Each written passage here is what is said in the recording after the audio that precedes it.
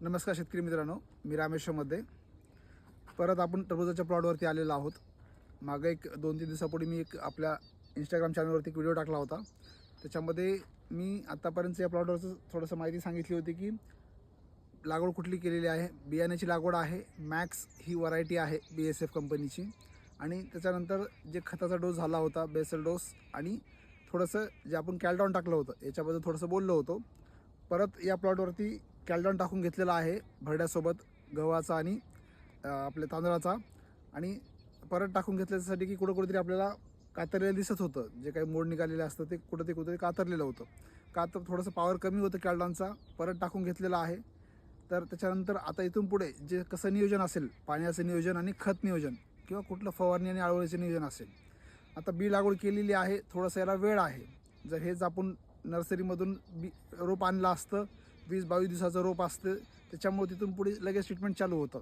पण या प्लॉटला सध्या तरी फक्त पाणीच चालू आहे। बी लागवड केली असेल 20-22 दिवसापर्यंत काही करण्याची गरज पडत नाही। का तर कुठला थोडासा आता काही सकिंग पेस्ट अटॅक असतो, नेमकंच कुठंतरी पान निघालेलं आहे, मी दाखवेल तुम्हाला व्हिडिओमध्ये, तर बघून घ्याल। थोडंसं एक नवीन पान निघालेलं आहे। आता हे जे बियामधून निघालेलं पान असतं याला कॉटिलिडॉन्स म्हणतात, आणि याच्यामधूनच झाड अन्नद्रव्य साठा घेत असतो। पण आता कुठंतरी एक पान दिसायला लागलेलं आहे। तर आता इथून 4-5 दिवसांनी याच्यामध्ये एक आळवणी होईल।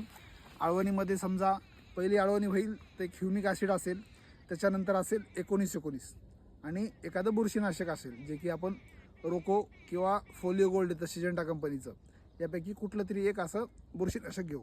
ज्या दिवशी आळवणी करण्यात येईल त्या दिवशी व्हिडिओ टाकू।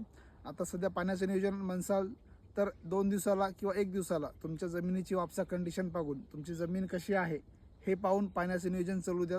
ही जमीन काळी जमीन आहे, तर इथं थोडंसं 1 दिवस आड करून अर्धा तास पाणी देतोय।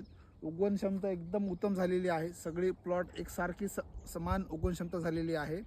आणि आता 1 दिवस आड करून इथं अर्धा तास पाणी चालू आहे।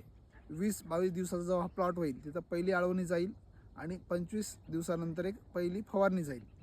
धन्यवाद।